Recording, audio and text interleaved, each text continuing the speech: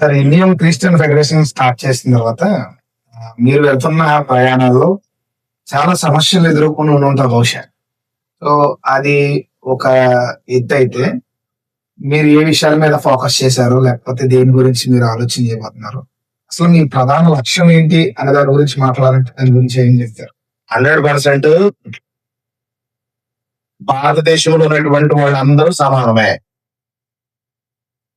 ఆ స్వేచ్ఛ కుల మత భేదం లేకుండా అందరూ ఒకటే అన్న భావన వచ్చే వరకు కూడా ఈ ఇండియన్ క్రిస్టియన్ ఫెడరేషన్ అనేటటువంటిది ప్రశ్నిస్తూనే ఉంటది, పోరాటం చేస్తూనే ఉంటది.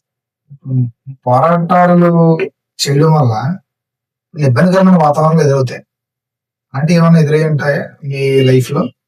అంటే మేము ఆత్మను చెప్పి బెదిరింపుకోవాల్సి వచ్చి మేము ఏదైనా ఎజెండా మీద ప్రయాణం చేస్తుంటున్నప్పుడు